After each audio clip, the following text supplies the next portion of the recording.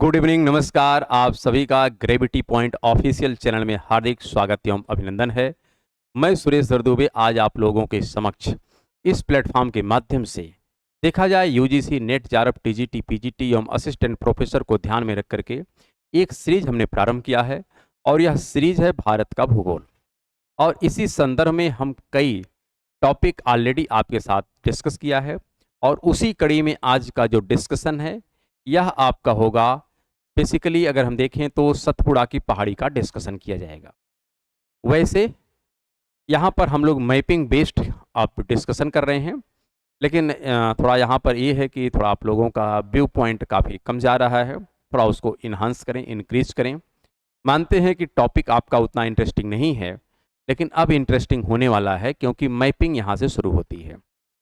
Channel को subscribe, like, share करने के लिए आप सभी का धन्यवाद। यदि आपने अभी तक चैनल को सब्सक्राइब नहीं किया तो चैनल को अवश्य सब्सक्राइब करें, लाइक करें और प्रमोट करें, जिससे प्रत्येक वीडियो का नोटिफिकेशन आप लोगों तक समय समय पर उपलब्ध हो सके। प्रत्येक वीडियो का पीडीएफ मटेरियल भी हम टेलीग्राम चैनल पर उपलब्ध कराते हैं, आप उसे वहां से डाउनलोड करें, जिसका लिंक नीचे कमेंट बॉक्स में दिया रहता है।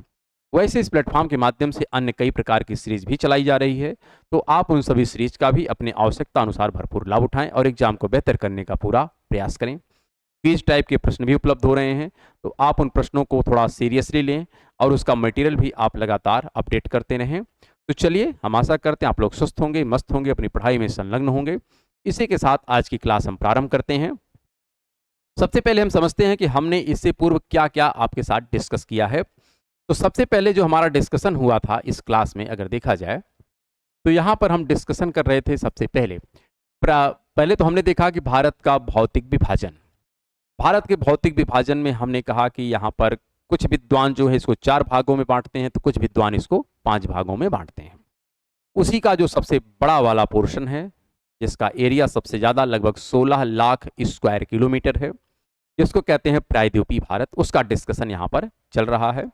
और प्रायद्वीपीय भारत के डिस्कशन के अंतर्गत हम लोग किसका किसका डिस्कशन करते हैं, तो केंद्रीय उच्च भूमि का डिस्कशन किया जाता है, पूर्वी पूर्वोत्तर के पठार का डिस्कशन होता है, सतमाला की पहाड़ियों का डिस्कशन किया जाता है, दक्कन के पठार का डिस्कशन होता है, साथ में दक्षिण की पहाड़ियों का डिस्कशन किया जाता है और पश्चिमी तथा पूर्वी घाट का डिस्कशन किया जाता है। इतने पॉइंट है जिसके बारे में कंप्लीट यहाँ पर डिस्कशन होता है। साथ में एक तथ्य और ध्यान रखना है कि हम लोग इससे पूर्व की क्लास में केंद्रीय उच्च भूमि का डिस्कशन कर रहे थे। किसका डिस्कशन कर रहे थे? केंद्रीय उच्च भूमि का डिस्कशन कर रहे थे। और केंद्रीय उच्च भूमि का डिस्कशन करने के क्रम में हमने कई तथ्यों का वहां पर डिस्कशन किया था, जैसे उसमें अरावली था, मेवाड़ है, मालवा है, बुंदेलखंड है, विंध्यन है। इसका तो प्रत्यक्ष हमने डिस्कशन किया ही है। साथ में हमने बताया कि लूनी नदी कैसे, कहाँ से निकलती है, कहाँ पर जाती है। साथ में हमने यह भी देखा कि किस प्रकार से जो आपकी चंबल रिवर है उसकी कौन कौन सी सहायक हैं, बनास, पश्चिमी बनास, बहुत सारे तथ्यों की चर्चा हम लोग प्रीवियस एपिसोड में कंप्लीट किए हैं। लेकिन यहाँ पर संक्षेप में आपको कुछ पॉइंट और हम बता देते हैं। जैसे यहाँ पर विंध्यन रेंज का और अरावली के बारे में अगर थोड़ा सा डिस्कशन करें, उसे हम इसका डिस्कशन करेंगे नहीं, क्योंकि आज का डिस्कशन हमारा है सतपुड़ा का। बस केवल यहाँ पर हम डिक्टेट करते हैं, थोड़ा सा आप इसको ध्यान से देख लीजिए। यह है पूरा अरावली के बारे में जो हम लोग पढ़े हैं, उसी के संदर्भ में यहाँ पर तथ्य लिखा गया है। इसको आप पढ़ लीजिए, यह आपके लिए है, इसको हम पढ़ाएंगे नहीं क्योंकि हम पढ़ा चुके हैं पहले ही। यह भी उसी संदर्भ में है, बस आपको मटेरियल दे दे रहे हैं कि भाई कुछ बच्चे हैं कि जो कहते हैं सर आप सब समझा दिए, कुछ लिखा ही नहीं। तो यहाँ लिखित मटेरियल है, आप इसको पढ़ेंगे, जो हमने समझाया वही तथ्य यहाँ पर लिखा गया है बहुत ठीक ठाक ढंग से। फिर यहाँ पर है विंध्याचल के बारे में हमने डिस्कशन किया है कि विंध्याचल का विस्तार कहाँ से कहाँ तक है। हमने वहाँ पे कहा था कि जोबत हिल से स्टार्ट होता है, कैमूर हिल तक इसका विस्तार है। साथ में यह केंद्रीय उच्च भूमि की सबसे दक्षिणी सीमा है। तो इन सब तथ्यों का डिस्कशन हमने आपके साथ किया था। और वैसे यह भी बताया गया है कि जो विंध्याचल रेंज है, विंध्याचल रेंज एक प्रकार से फेनरोजोइक और अजोइक कालखंड का ट्रांजिशन फेज डिफाइन करता है, और उसी के संदर्भ में यहाँ पर सब पॉइंट बताए गए हैं। और यहाँ पर यह भी बताया जाएगा कि यह किस कालखंड की संरचना है, अर्थात किस प्रकार की ओरोजनी है।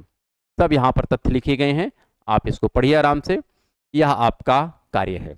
अब आगे आते हैं, कुछ यहाँ पर महत्वपूर्ण तथ्य हैं जो हमको ध्यान रखना है। और यह महत्वपूर्ण तथ्य जो हैं बहुत सोच समझ के, बहुत परिश्रम के साथ बनाया गया है।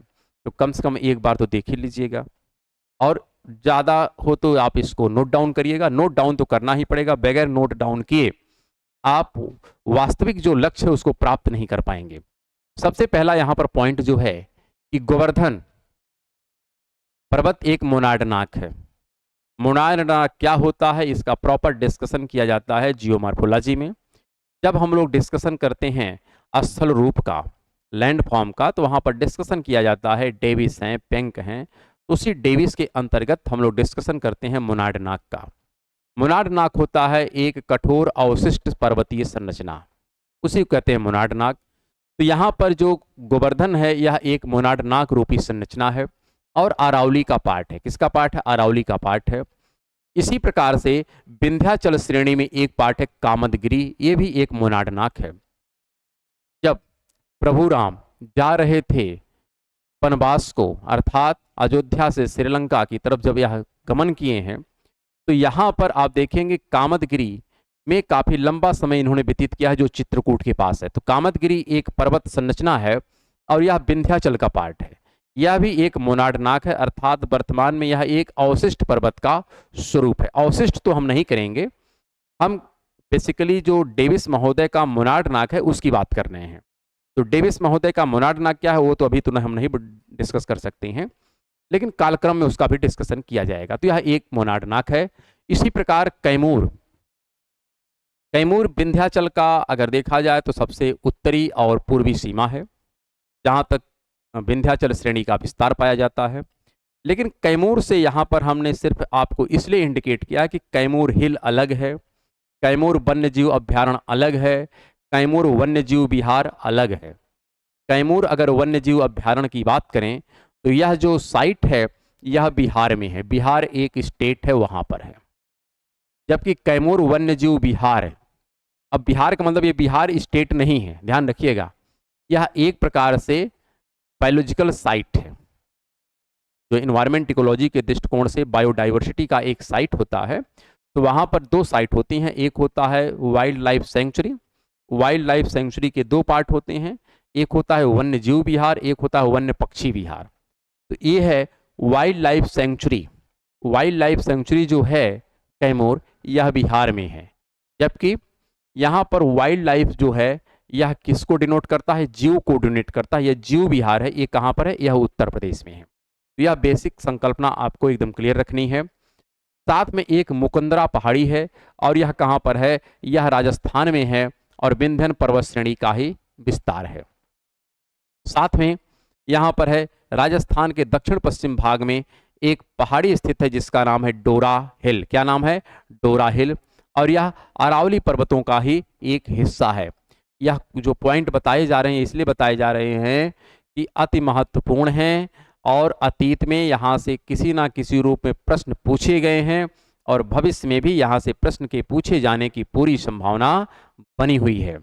इसी प्रकार है सोनाकर एक पहाड़ी है, यह मिर्जापुर और सोनभद्र जो जिला है उत्तर प्रदेश का, इसका पार्ट है।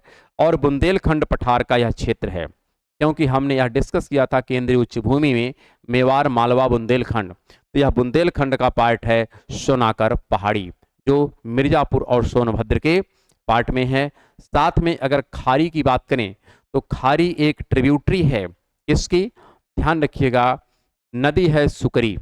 और सुकरी किसकी ट्रिब्यूटरी है? तो हमने कल के एपिसोड में डिस्कस किया था, लूनी नदी की ट्रिब्यूटरी है सुकरी, और सुकरी की ट्रिब्यूटरी है खारी। तो यह भी ध्यान रखना है। साथ में अगर वाकल, सेई और वातक की बात करें तो यह किसकी ट्रिब्यूटरी है? तो साबरमती की ट्रिब्यूटरी है। साबरमती कहाँ पर है? गुजरात में है। साबरमती आश्रम के बारे में भी आप लोग पढ़े होंगे, इतिहास में भी इसके बारे में पढ़ा जाता है। तो यहाँ पर थोड़ा सा हम देखते हैं कि एक घाट है जिसका नाम है गोरान घाट। गोरान घाट क्या है? अगर इसके विषय में आपको ध्यान रखना है तो यह राजस्थान के सिरोही एवं जलोर शहर को उदयपुर शहर से जोड़ता है। और गुरु शिखर जो अरावली का सबसे ऊंचा एक पर्वत शिखर है, माउंट आबू से अलग करता है। साथ में विंध्याचल पर्वतमाला का जो विस्तार है इसी में आपको मिलता है भारनेर, कैमूर और पारसनाथ। तो पारसनाथ, भारनेर और कैमूर, ये जो चोटियां हैं यह किसका पार्ट है? तो विंध्याचल का ही पार्ट है। यह भी हमको ध्यान रखना है। इसी प्रकार एक बांध है जिसका नाम है मेजा बांध। क्या नाम है? मेजा बांध है। मेजा बांध जो है यह कोठारी नदी पर है, जो भीलवाड़ा जिले में है। और यह कहाँ पर है? तो कह सकते हैं भीलवाड़ा जिले में वरडा गांव की पहाड़ियों से निकल करके नांदराई गांव के पास बनास में समाहित हो जाती है। अब यहाँ पर बनास रिवर आ गई। अब ये बनास कौन सी है? हमने कहा था कि माउंट आबू से दो नदी निकलती है, एक का नाम बनास है और एक का नाम है पश्चिमी बनास। पश्चिमी बनास जो है लूनी की तरफ जाती है और कच्छ के रण में समाप्त हो जाती है। लेकिन जो बनास है यह चंबल की सहायक है। किसकी सहायक है? चंबल की सहायक है। तो यहाँ पर मेजा जो बांध है, बेसिकली अगर देखा जाए तो यह किस नदी पर है? कोठारी नदी पर है, अर्थात राजस्थान के सेक्शन में है। और यह बनास में जाकर के मिल जाती है। कौन सी नदी? कोठारी। तो कोठारी ट्रिब्यूटरी है किसकी? बनास की। और बनास किसकी ट्रिब्यूटरी है? तो क्लियर रखिएगा, चंबल की है। तो मेजा बांध के बारे में आपको क्लियर रखना है। प्रश्न जो हैं रिपीट करते हैं, इसलिए हम वही तथ्य आपको दे रहे हैं कि जो किसी न किसी आयोग में पूछे गए हैं और यहाँ से भविष्य में भी प्रश्न पूछा जाएगा। इसी प्रकार आपसे पूछा जाता है कि उर्मिल का मैदान किसे कहते हैं? उर्मिल मैदान को ही इंग्लिश में कहते हैं रोलिंग प्लेन। क्या कहते हैं? Rolling plane. और यह जो मैदान होता है यह मालवा पठार पर मिलते हैं। कहाँ मिलते हैं? मालवा के पठार पर मिलते हैं, जिसमें कहीं कहीं चपटी पहाड़ियाँ स्थित हैं। चपटी पहाड़ियाँ मतलब जैसे आपका पठारी क्षेत्र होता है उस प्रकार से है, लेकिन पठार इसे हम नहीं कहेंगे, इसे पहाड़ियाँ ही कहेंगे, क्योंकि अभी भी देखने में इसको पहाड़ जैसा ही हम आइडेंटिफिकेशन करते हैं, जबकि इसका शीर्ष क्या हो चुका है? लगभग सपाट हो चुका है। और उत्तर में किया है ग्वालियर की भी प्रमुख पहाड़ियां हैं जो उर्मिल मैदान को प्रॉपर तरीके से डिनोट करती हैं। साथ में यहाँ पर केंद्रीय उच्च भूमि के कुछ और महत्वपूर्ण तथ्य हैं। उसमें अगर देखा जाए तो मिलती है लूनी नदी। लूनी नदी को हमने बहुत प्रॉपर ढंग से डिफाइन किया है, इसको आप पढ़िए, कोई दिक्कत की बात यहाँ पर नहीं है। इसकी जो सहायक नदियाँ यहाँ पर लिखी गई है बांदी, सुकरी, जवादी हैं। और साथ में कहाँ से निकलती है? तो यह जो नदी है नाग पहाड़ी से निकलती है। नाग पहाड़ी अरावली का ही पार्ट है और अजमेर यहाँ पर जिला है, यहाँ से निकलती है लूनी नदी और कच्छ के रण में अपने जल का विसर्जन कर देती है। तो यह लूनी के बारे में लिखित इन्फॉर्मेशन आपके पास अवेलेबल है, बाकी हमने मैपिंग में आपको डिफाइन किया था। इसी प्रकार जो पश्चिमी बनास है यह लूनी की ही सहायक है और यह माउंट आबू से निकलती है और अपने जल का विसर्जन कहाँ करती है? कच्छ के रण में करती है। इसी प्रकार एक साबरमती भी है, जो अभी अभी हमने पिछले स्लाइड में देखा है साबरमती के संदर्भ में। तो यहाँ पर साबरमती जो नदी है की भी उत्पत्ति अगर देखा जाए तो ढेबर लेक से होती है। ढेबर लेक कहाँ पर है? यह अरावली का ही पोर्शन है और जिला है उदयपुर, राजस्थान का है। यहाँ से इस नदी का उद्गम होता है और कहाँ पर अपने जल का विसर्जन करती है? तो खंबात की खाड़ी में अपने जल का विसर्जन करती है। और इसी नदी के तट पर है साबरमती आश्रम है, कहाँ पर? गुजरात में। तो इतने तथ्य हैं जो हमको ध्यानपूर्वक याद रखने हैं, यहाँ से प्रश्न के पूछे जाने की संभावना बनी हुई है। इसी प्रकार अब हम चलते हैं अपने प्रायद्वीपीय भारत के सेकेंड पार्ट पर और वहाँ पर है सतपुड़ा पर्वतमाला। अगर हम सतपुड़ा पर्वतमाला के विषय में संक्षेप में डिस्कस करें तो सबसे पहले तो यहाँ पर हम एक पॉइंट आपको यह समझा देना चाहते हैं कि इस प्रकार से अगर भारत का मैप है तो यहाँ पर आपको मिलता है, ये है केंद्रीय उच्च भूमि है और केंद्रीय उच्च भूमि की जो सबसे दक्षिणी सीमा है यह है आपकी विंध्यन रेंज है। क्या है? विंध्यन रेंज है। और यहाँ पर है एक सतपुड़ा की पहाड़ी है। क्या है? सतपुड़ा की पहाड़ी है। और नीचे मिलता है आपका, ये है दक्कन का पठार है। क्या है? दक्कन का पठार है। तो दक्कन का पठार और सेंट्रल हाईलैंड जो जोन है, इन दोनों को एक प्रकार से अगर देखा जाए सेपरेट करने का कार्य कौन करता है? तो सतपुड़ा करता है। सतपुड़ा जो है सेंट्रल हाईलैंड एरिया या केंद्रीय उच्च भूमि को दक्कन के पठार से अलग करता है सतपुड़ा की पहाड़ी, इसलिए सतपुड़ा की पहाड़ी हमको पढ़ना है। लेकिन अगर हम बाई डायरेक्शन यहाँ पर आइडेंटिफाई करें तो यहाँ पर विंध्यन रेंज मिलेगा, फिर सतपुड़ा मिलेगा, लेकिन इसी सतपुड़ा से दो नदियों की उत्पत्ति होती है। कितने नदियों की? दो नदियों की। एक नदी ऐसे ऐसे इधर से आती है और एक नदी ऐसे नीचे की तरफ से गुजर जाती है, इस प्रकार से। तो कह सकते हैं ये है आपकी नर्मदा है, क्या है, नर्मदा है, और यह है तापी। तो यहां पर डायरेक्शन से एकदम क्लियर रखिएगा कि अगर उत्तर से दक्षिण के क्रम में हम चल रहे हैं तो विंध्यन रेंज मिलेगा, विंध्यन रेंज के पश्चात नर्मदा मिलेगी, नर्मदा के पश्चात सतपुड़ा मिलेगी, सतपुड़ा के पश्चात कौन मिलेगी, तो यहां पर तापी नदी मिलेगी। उसके पश्चात स्टार्ट होता है दक्कन का ट्रैप या दक्कन का पठार। तो इसी के संदर्भ में यहां पर लिखा गया है और इसी को हम लोग समझ लेते हैं और देख लेते हैं।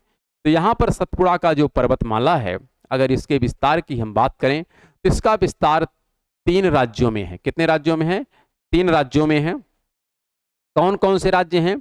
सबसे पहला तो गुजरात में इसका जो पार्ट है ये है राजपीपला की पहाड़ी, अर्थात सतपुड़ा की सबसे जो सीमा अगर बात करें पश्चिमी जो है वहां पर है सतपुड़ा राजपीपला की पहाड़ी। अर्थात आप मैप को भी थोड़ा ध्यान से देखते रहें कि जिससे यहाँ पर क्लियर हो जाए। अर्थात ये जो स्टार्टिंग पॉइंट है यहाँ पर, चूंकि हमने सही तो ऐसे लोकेट किया नहीं है, लेकिन जब इसका एक्सटेंशन करते हैं तो गुजरात वाले सेक्शन में ये जाता है। तो ऐसे में गुजरात में इसका सेक्शन जो इसका नाम है राजपीपला, और फिर बीच में आते हैं तो इसका नाम मिलता है महादेव है, और जब छत्तीसगढ़ में जाते हैं तो यहाँ पे है मैकाल।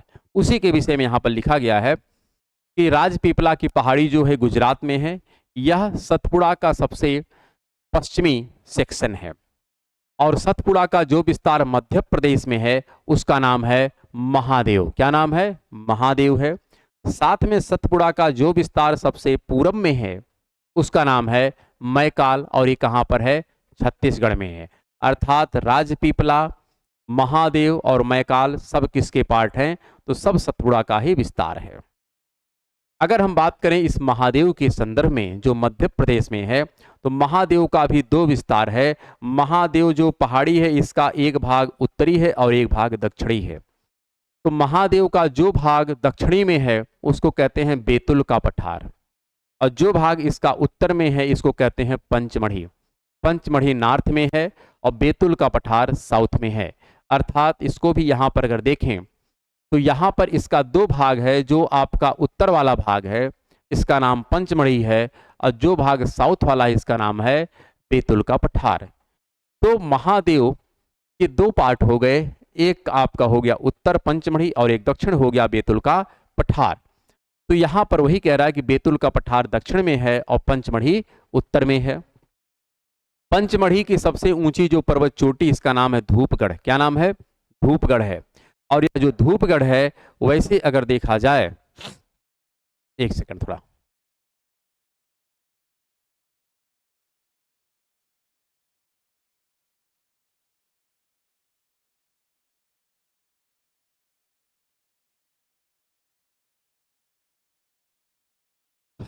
थोड़ा सा यहाँ पर कुछ बीच में लगता है मटेरियल फंस गया है, इसलिए फिर से इसको हम थोड़ा सा बस यहीं पर हम करते हैं कि सतपुड़ा का जो है विस्तार 3 राज्यों में है। एक राजपीपला है गुजरात में है, एक मध्य प्रदेश में है महादेव है, और एक छत्तीसगढ़ में है जिसको हम कहते हैं मैकाल। और यही महादेव का 2 विस्तार है, एक जो दक्षिण में इसका नाम है बेतुल और जो उत्तर में है इसका नाम है पंचमढ़ी। पंचमढ़ी की अगर सबसे ऊंची पर्वत चोटी का नाम देखा जाए तो उसका नाम है सतपुड़ा की पहाड़ी। और सतपुड़ा की पहाड़ी केवल पंचमढ़ी की ही सबसे ऊंची नहीं बल्कि आप कहेंगे यह सतपुड़ा की सबसे ऊंची पर्वत चोटी है। अगर आपसे कभी पूछा जाए कि सतपुड़ा की सबसे ऊंची पर्वत चोटी का नाम क्या है तो उसका नाम है धूपगढ़। और धूपगढ़ सतपुड़ा की सबसे ऊंची चोटी होने के साथ साथ पंचमढ़ी की भी सबसे ऊंची पर्वत चोटी है। कहाँ पर है? मध्य प्रदेश में है। और बेतुल का पठार का अगर हम बात करें हाईएस्ट जो पीक है इसका नाम है ग्वालीगढ़। क्या है? ग्वालीगढ़ इसकी सबसे हाईएस्ट पीक है, यह हमको क्लियर रखना है।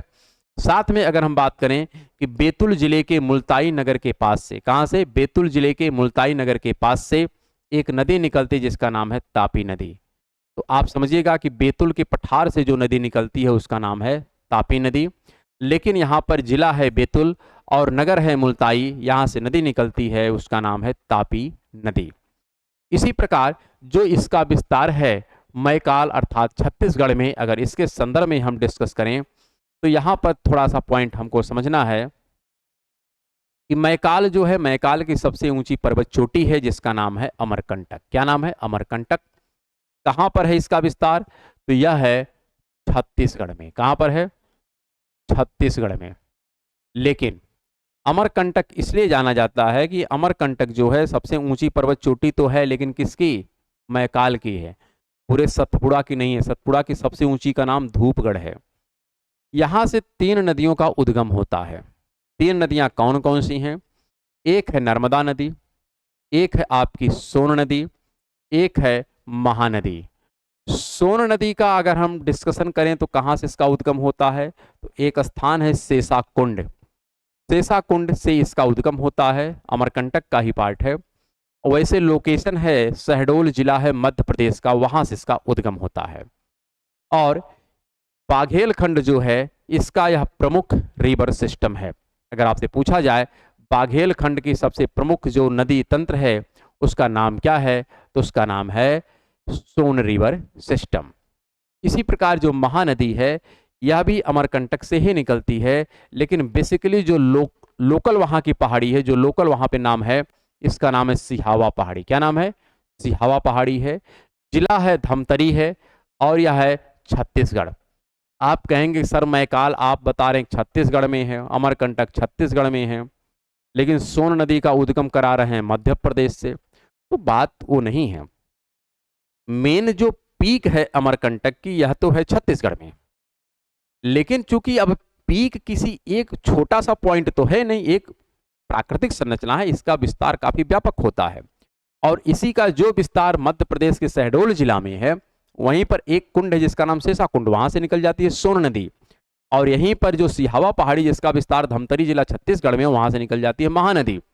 साथ में जो अनूपपुर में विस्तार है इस अमरकंटक का, यहां से निकलती है नर्मदा नदी। क्या निकलती है? नर्मदा नदी। तो यह तथ्य हमको ध्यान रखना है, यहाँ के संदर्भ में प्रश्न पूछे जाते हैं।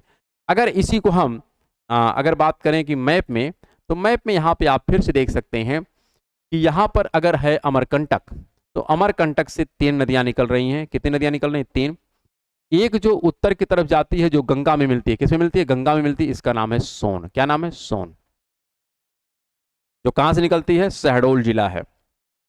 और यहीं से एक नदी इधर की तरफ आती है जिसका नाम है महानदी है। क्या नाम है? महानदी है।